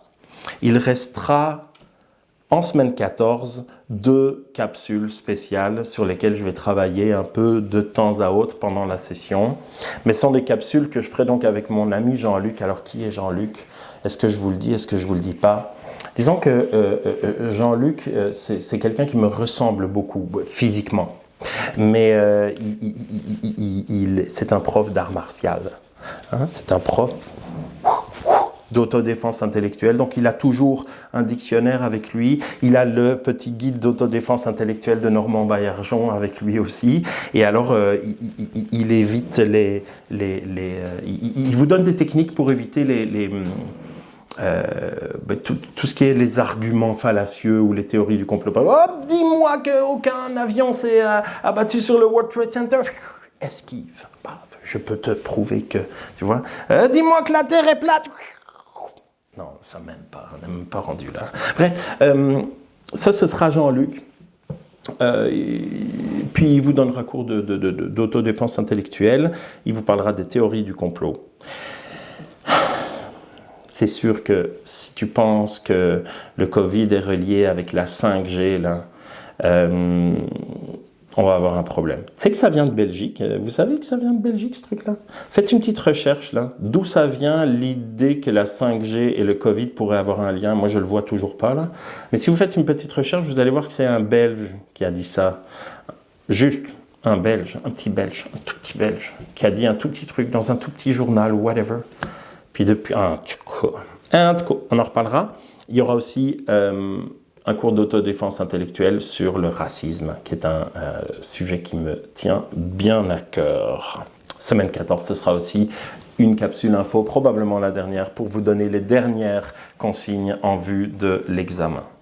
J'ai pas beaucoup parlé des évaluations, ça s'en vient tout de suite après. Semaine 15, ce sera l'examen final, hein, d'accord? Alors la semaine 15, examen final, comme il est marqué dans le plan de cours, il est encore possible que ce soit dans un gymnase au cégep et que je vous vois et que ce soit un examen écrit pour tout le monde. Mais évidemment, selon les réalités sanitaires du moment, de début décembre, il est possible que cet examen ne puisse pas se faire en présentiel avec vous dans une classe ou dans un gymnase du cégep.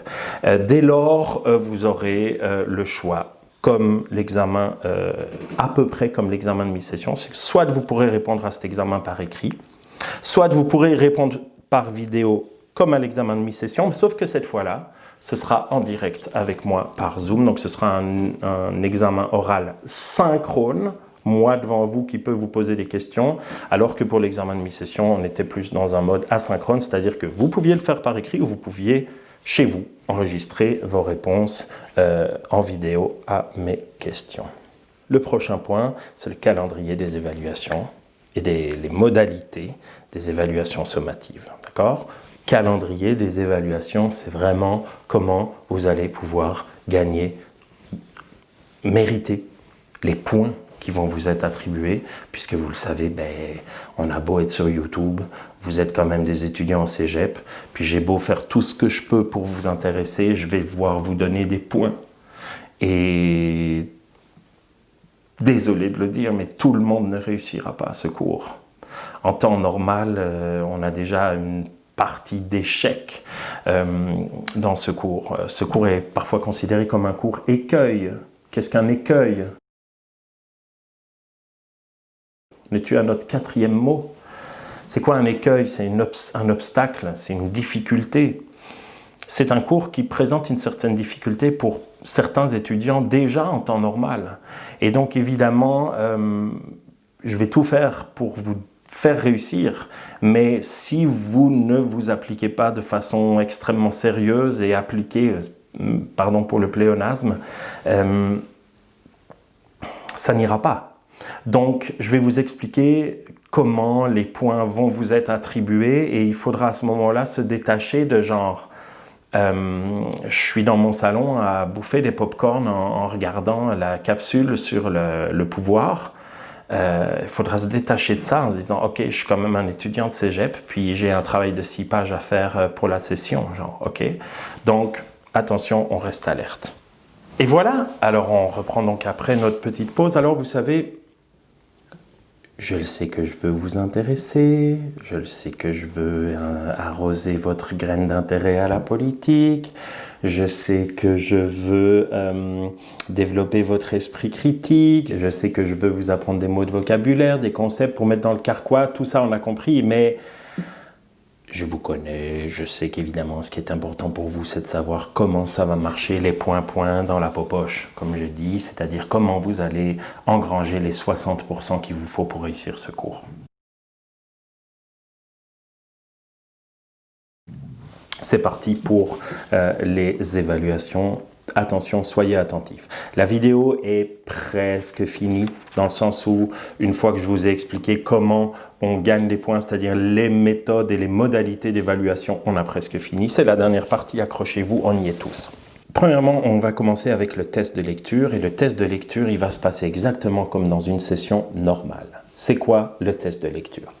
Le test de lecture, c'est un document que vous allez recevoir à la semaine 3 qui va comporter 3 ou 4 articles de presse et qui va vous poser des questions sur ces articles. Les articles n'ont rien à voir entre eux.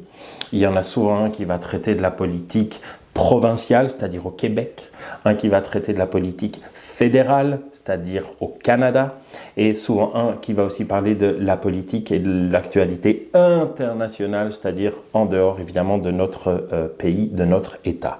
Ce test de lecture comporte donc différentes questions qui se rapportent à un article, mais qui n'ont rien à voir entre elles, et normalement on attribue 5% à chacune des réponses. Vous devez répondre en une page par question à peu près. Donc, c'est un travail de 3 pages ou de 4 pages. Ça dépend s'il y a 4 articles ou 3 articles. Si c'est 4 articles, c'est 4 fois 5%. Si c'est 3 articles, eh bien, on va répartir et ce sera à peu près un tiers des points qui seront attribués. Donc, c'est un travail qui va vous être donné, distribué dès le début de la session parce qu'il n'y a pas besoin pour faire le test de lecture, il n'y a pas tant besoin d'avoir suivi tout le cours. Dès que vous aurez eu les concepts principaux dans la capsule de la semaine prochaine, vous serez prêt déjà à répondre à mes questions. Donc, c'est un test qui va essayer d'évaluer votre capacité à la lecture et à l'écriture. Vous ne serez pas vexé si je vous dis qu'un certain nombre d'entre vous ne savent pas encore tout à fait lire et écrire. Okay, vous pouvez vous dire wow, c'est quoi ce prof et tout qui nous dit ça? Non. On va être bien honnête, bien sympathique, bien gentil, mais tu sais, il y a lire, le fonctionnement mécanique de lire quelque chose, de faire aller, en effet comprendre les mots de gauche à droite, parfait. Mais il y a lire et comprendre les enjeux. Il y a lire et évidemment comprendre ce qu'on lit. C'est pour ça que votre dictionnaire, qu'il soit papier ou qu'il soit virtuel, votre dictionnaire va être un excellent ami dans ce cours. Parce que je vous demande déjà de ne jamais laisser passer un seul mot d'un seul article que vous ne comprenez pas. Au cégep, puis désolé si c'est pas arrivé avant, là, mais c'est comme, il y a un mot, tu comprends pas, tu cherches. Et c'est comme ça que tu vas étoffer ton carquois. Donc, le test de lecture, c'est faire appel à votre capacité de lire, de comprendre et de répondre à une question qui a été posée. Et cette question, évidemment, elle permettra à moi, prof, en vous corrigeant, de voir si vous avez acquis les compétences nécessaires à répondre à ce test, c'est-à-dire comprendre et pouvoir comprendre un enjeu et pouvoir expliquer par écrit, que ce soit manuscrit ou plutôt à l'ordinateur, on est en 2020, expliquer par écrit votre réponse à la question qui vous sera posée pour chacun des articles. C'est une évaluation qui vaut pour 20% de la note finale de cours et elle sera distribuée à la semaine 3 et vous devrez la rendre à la semaine 6 par PDF, évidemment virtuel pour moi. Ça vaut 20% de la note finale et je vous dis tout de suite à l'examen de fin de session en décembre, il y aura un 5% supplémentaire pour ce même capacité à comprendre un texte et à répondre à une question. C'est-à-dire qu'en fait, le test de lecture, c'est 20% au début de la session, puis c'est 5% à l'examen final, ce qui fait en sorte qu'un quart des points de cette session sont dédiés à la lecture et à l'écriture, dans le sens où on lit un texte, je ne vais pas le répéter 1000 fois, on comprend l'enjeu, on effectue des liens, on répond à la question et on rédige cela par écrit. Un quart des points. On arrive à l'examen de mi-session qui aura lieu à la semaine 8 et qui portera sur les capsules de matière qui auront eu lieu avant. D'accord? Donc il y aura, d'après mes calculs, 6 capsules de matière qui auront été données avant l'examen de mi-session. Attention, circonstances exceptionnelles, cet examen de mi-session aura lieu de 2 façons, dépendamment de ce que vous choisirez. Soit vous, je l'ai déjà un petit peu expliqué, soit vous répondez par écrit, c'est-à-dire je vous distribue l'énoncé et vous avez jusqu'à minuit pour me renvoyer votre version électronique. Ou vous avez plusieurs jours évidemment pour choisir l'option « Je réponds par oral ». Là, je suis sûr que c'est vous, je vous vois en face me répondre sur une vidéo que vous avez préenregistrée, vous m'envoyez ça par MP4 et vous recevez votre note. Ça, c'est pour l'examen de mi-session qui vaudra pour 30% de la note finale. Attention, chez moi, dans mon cours, ce qui sera principalement évalué, c'est la compréhension. Vous n'aurez pas de par cœur. Vous n'aurez pas de choses à étudier dans votre tête par cœur. Tu sais pourquoi? Parce que genre, ça va être vraiment compliqué de surveiller si tu n'as pas devant toi tes notes ou quoi que ce soit. Donc, hormis un examen oral qui pourrait se faire en direct, je ne peux absolument pas contrôler vos accès aux notes, donc je ne vais pas commencer à vous faire des examens, d'études par cœur, de restitution. C'est vraiment pas ça le trip. Okay? Ce ne sera pas ça que moi je vais faire. Par contre, nous aurons des examens qui feront appel à votre compréhension. Là, ce sera difficile de copier sur votre voisin quand je vous demanderai votre opinion personnelle par rapport à un enjeu, votre compréhension de tel texte. On va faire appel à votre compréhension. Je ne suis pas là pour vous faire étudier des trucs par cœur. Okay? Pas mon trip. Pas nécessaire. Pas nécessaire pour atteindre les objectifs. Okay? Attention, on arrive ensuite, et c'est là que c'est très important, dans les modalités d'évaluation, on arrive à ce qu'on appelle l'ETC, qui est l'épreuve, l'évaluation terminale de cours. C'est deux évaluations qui vont se compléter ensemble et qui vont me prouver que vous avez atteint les objectifs, les fameux objectifs d'apprentissage que j'ai mentionnés précédemment. Le premier, ce sera un travail. Et ça, dans tous les cours d'introduction, vous avez un travail écrit à faire. C'est pour vous apprendre à faire un travail. Il y a deux raisons pour lesquelles je vous ferai faire un travail de session sur un sujet. C'est d'une première partie, d'une première façon, la raison est que dans ce travail, vous allez pouvoir me démontrer votre compréhension d'un enjeu qui reste à préciser. Donc, la première des utilités de vous apprendre de vous demander de faire un travail, c'est évidemment de vous donner l'occasion de me montrer que vous avez compris un enjeu de la matière autrement que dans un test de lecture, autrement que dans un examen écrit, autrement que dans un examen oral asynchrone ou autrement même que dans un examen oral synchrone. Dans un travail, avec une intro, avec une conclusion, avec un enjeu qui est abordé de façon méthodique, méthodologique. Tout ça, c'est une exigence pour le cours de politique de rédiger ce travail. La première utilité, je le répète, je prends le temps de le dire, c'est que par ce travail, vous allez me montrer que vous avez appris une partie de la matière. D'ailleurs, je vous le dis tout de suite, la partie de la matière que je vous demanderai dans le travail ne sera pas matière d'examen. C'est-à-dire que c'est vraiment dans le travail que vous allez me montrer que vous avez compris certaines choses. Mais le travail de session, c'est aussi une façon, la deuxième raison, de vous apprendre à faire un travail. C'est-à-dire que quand vous serez à l'université, parce que la plupart d'entre vous se destinent à arriver à l'université un jour, là, les profs ne vous demanderont de faire un travail que pour prouver la compréhension que vous avez d'un phénomène ou d'un enjeu, parce qu'ils partiront du principe que vous savez faire un travail. Alors, nous, on va dans ce cours vous demander de faire un travail pour vous apprendre aussi à faire un travail. C'est en forgeant qu'on devient forgeron, c'est en faisant des travaux qu'on apprend à faire des travaux. C'est en faisant des travaux qu'on apprend à faire des travaux. Non, c'est en faisant un travail. Non, c'est en faisant des travaux qu'on devient. C'est en faisant des travaux. Dernière. C'est en faisant des travaux qu'on devient faiseur de travaux. L'épreuve terminale de cours, c'est donc ce travail de 6 pages sur lequel vous avez des informations dans le plan de cours et sur lequel, bien sûr, vous aurez des capsules informatives. Il y aura à la semaine 7 une capsule qui sera essentiellement dédiée à vous expliquer comment faire ce travail, comment remplir votre mission à vous. Mais l'épreuve terminale de cours, l'évaluation terminale de cours, c'était aussi l'examen final. L'examen final, comme il a déjà été précisé, il aura lieu soit dans un gymnase de façon présentielle au cégep, soit dans la classe, si vraiment on est tous vaccinés, soit il aura lieu chez vous. Et dans ce cas-là, ce seront les mêmes modalités pour l'examen écrit que lors de l'examen de mi-session, c'est-à-dire que vous pourrez répondre par écrit ou vous pourrez également répondre par oral, mais cette fois-là, ce ne sera pas préenregistré comme à l'examen de mi-session, mais ce sera en live avec moi, je l'ai déjà dit. Et à l'intérieur de l'examen final, l'examen final qui vaut 25%, il y aura donc, comme je l'ai précisé également, le fameux 5% qui viendra compléter la partie lecture, test de lecture.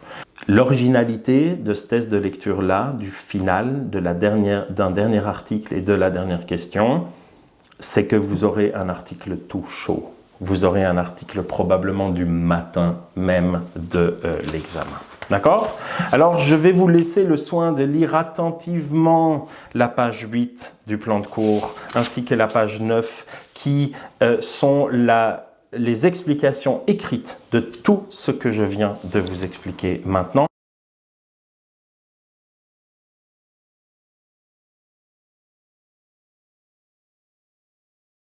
Attention, si vous voulez réussir ce cours, faites ce que je vous dis. Je vous le dis, lisez cette partie.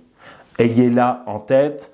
Si vous avez bien compris ce que j'ai expliqué et si vous avez bien lu là, normalement, il y a plein de questions que vous n'aurez même pas à me poser parce que vous devriez maîtriser et savoir ce que vous avez à faire pour réussir.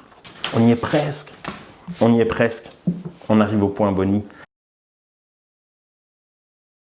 Comme dans toute session, je vous offre la possibilité de gagner des points bonus, des points boni.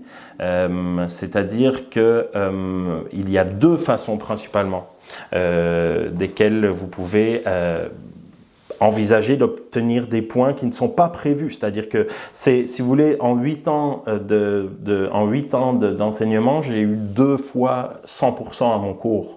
Parce que c'était des étudiants qui avaient saisi l'opportunité de prendre des bonus, d'accord? Sinon, si on n'utilise pas de bonus, c'est relativement compliqué d'avoir le maximum. Mais supposons que tu es motivé, tu es chez toi, tu as le temps, tu as que, je sais pas quoi, en tout cas, bref, tu as envie d'avoir des points bonus, c'est parti.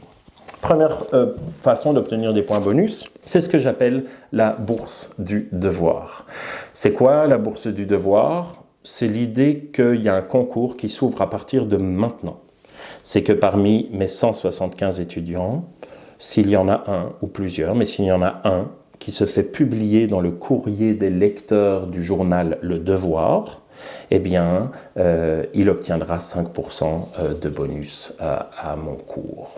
Attention, ça n'arrive pas souvent. C'est arrivé une fois avec mon amie Gracia Esparza, une ancienne étudiante fantastique. J'espère qu'elle ne m'en voudra pas d'avoir mentionné son nom. C'est drôle parce que maintenant elle s'en va vers une belle carrière de journaliste. En tout cas, bref, pourquoi je dis ça? Parce que oui, c'est possible de vous faire publier dans le courrier des lecteurs du Devoir. Vous abordez un sujet qui a de près ou de loin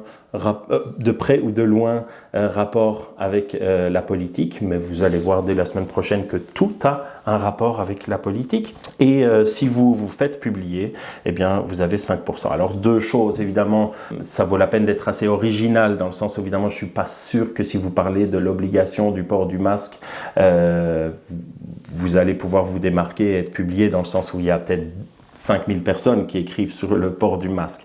Donc peut-être trouver un sujet, vous pouvez m'écrire, vous pouvez me contacter si vous avez envie de vous faire cette expérience, c'est-à-dire écrire un texte qui pourrait être publié. Mais si vous êtes publié, vous avez 5%. Dernière chose, ça ne marche que pour le devoir, hein, d'accord? Genre, écrivez pas... ouais, non, c'est ça. Ça marche que pour le devoir, genre pas pour le Journal de Montréal.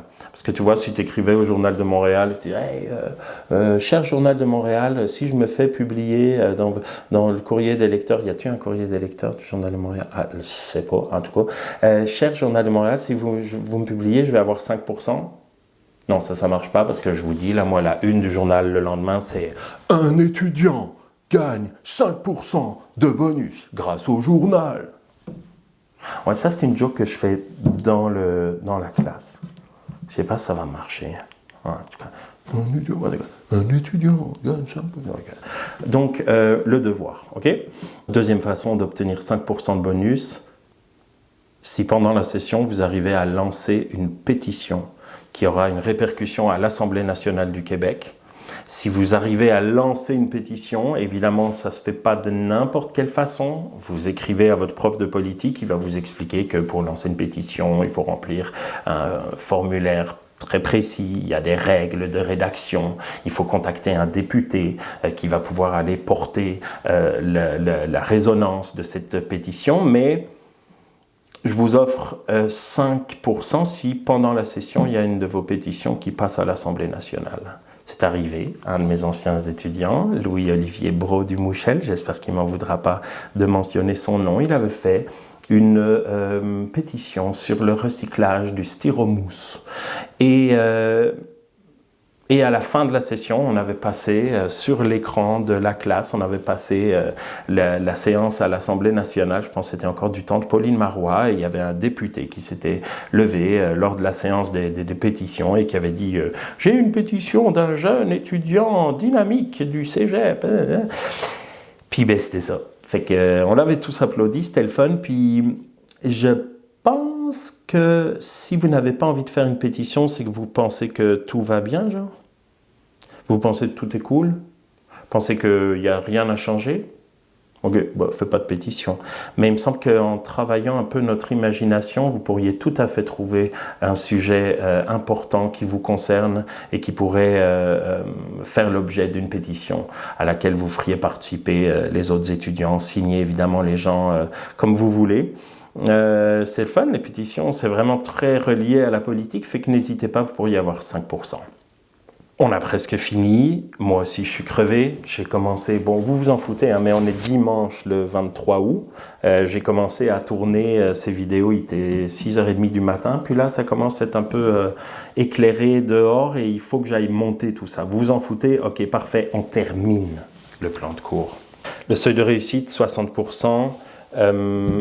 C'est sûr que c'est très important que vous sachiez qu'en dessous de 60%, on ne passe pas le cours. Donc, il y a des évaluations qui sont réparties tout au long de la session. Normalement, il n'y a jamais vraiment de surprise dans le sens où si ça va bien dans ton test de lecture, si ça va bien dans ton examen de mi-session, et bah, tu vois un peu la tendance qui peut être positive pour toi. Maintenant, si tu vois une tendance négative, si tu vois que tu as du mal avec cette session, que ça va pas, que tu comprends pas, que toi, le système des capsules YouTube, ça te pose problème pour une raison A, B, X ou Z, tu m'écris, on Skype, on Zoom, on s'appelle, on déjeune, n'importe quoi. Mais évidemment, mon objectif, c'est de vous faire tous réussir, mais je vous dis, les statistiques ne sont pas de notre bord. Les statistiques ne sont pas de notre bord, c'est rarement jamais arrivé que tout le monde réussisse dans une classe. Alors, avec moi, si vous suivez ce que je vous dis, si vous suivez mes conseils, si vous rentrez dans le système, c'est comme une équipe de hockey. Là, si tu suis le système du coach, là, ça va marcher. Il n'y aura pas de trouble. On a presque fini. Matériel requis pour le cours. Je vais vous envoyer des notes. Je vous l'ai dit, les notes seront envoyées par PDF virtuel. Vous avez le choix de suivre ça sur votre ordi, sur votre écran, sur votre tablette. Vous projetez ça dans votre jardin, sur votre écran, sur votre télé, sur votre Apple Watch, sur vos n'importe quoi. Ou vous imprimez sur votre imprimante. Si vous n'avez pas d'imprimante ou pas de façon de regarder ça, ou si ça vous dérange, ou s'il y a une raison quelconque, je l'ai déjà dit, vous me contactez, puis on trouvera une façon de vous accommoder, notamment avec ce système d'impression directement à la bibliothèque du Cégep. Attention, un conseil, c'est pas parce que vous êtes devant un écran que vous pouvez pas prendre des notes. Je pense pas que on soit ici sur Netflix ou dans une forme de divertissement. Je vais essayer de rendre ça le fun un peu. Si on peut se déguiser de temps en temps en Jean-Luc ou si on peut se déguiser en Donald Trump ou whatever, je le ferai. On va essayer de rendre ça cool on va essayer de rendre ça disons qu'on va essayer de rendre ça agréable, ok? Mais ça reste un cours. Puis, il reste des points, il reste votre réussite, votre avenir à travers ce cours. Et donc, oui, je prendrai des notes, n'importe comment, mais je prendrai des notes, même devant mon écran si j'étais vous. L'avantage, c'est que vous pourrez vous repasser les vidéos. Si vous n'avez pas compris, vous pourrez les regarder au ralenti, en accéléré, vous pourrez faire n'importe quoi, mais prenez des notes. Évidemment. En tout cas, vous rassurez, ne vous inquiétez pas, il y aura des capsules d'information qui vous expliqueront comment suivre le cours de la meilleure façon. Tout ça, ce sera évidemment précisé dès la semaine prochaine et surtout précisé beaucoup plus. Le point 11, je vous fais confiance pour lire ça par vous-même. Le point 12 également. C'est à peu près la même chose pour tous les cours. Lisez-le. Point 13, en prévision du cours de DH, gardez vos notes. Bon, gardez le lien vers YouTube. Et puis surtout, gardez vos notes quand même. Et puis vous avez tout le point 14 qui est un point relativement juridique, c'est-à-dire que c'est tout ce qui est... En fait, c'est drôle parce que je dis c'est juridique, mais c'est très politique. Ça s'appelle la politique de remise des travaux. C'est toutes les règles qui vont s'appliquer à notre cours. C'est comme un peu la Constitution, si tu veux. C'est-à-dire que on doit respecter la Constitution, on doit respecter les règles, on doit respecter la loi, et elle est inscrite là. Moi, je dois la respecter, et vous devez la respecter. C'est le principe du plan de cours. En point 15, on arrive avec la médiagraphie qui est ultra fournie et qui vous présente des ouvrages de sciences politiques, enfin des ouvrages ou des articles ou des liens vers des lieux virtuels où vous pourrez vous intéresser à la science politique. Il y en a plein, vous pouvez aussi m'écrire, me poser des questions sur ce qui va correspondre le mieux à vos intérêts, mais c'est sûr que ça vaut la peine de s'ouvrir au monde, même si vous êtes chez vous, vous avez Google. Avec Google, on peut atteindre beaucoup de lieux très niaiseux de l'Internet, mais avec Google, on peut aussi atteindre et accéder à des choses extrêmement intéressantes, et la plupart de ces choses sont mentionnées dans la bibliographie, la médiagraphie de notre plan.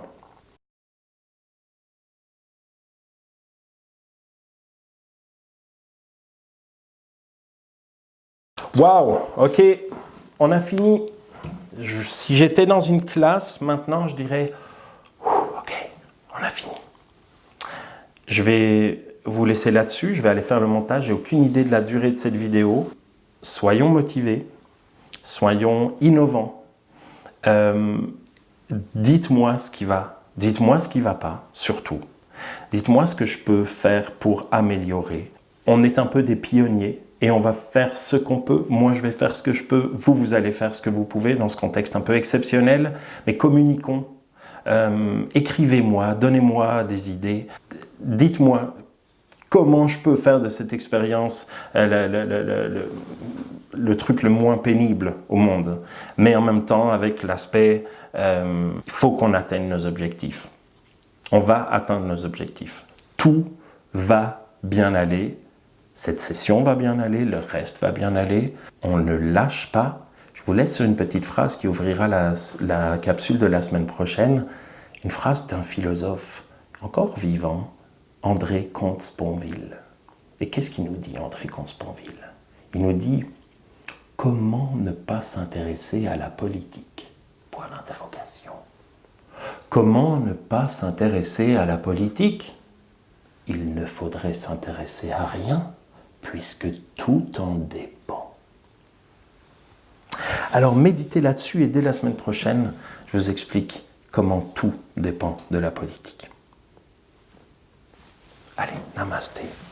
Allez, comment ça va aller? Allez, tu penses-tu que j'ai été bon? Ouais, ok, allez, namasté.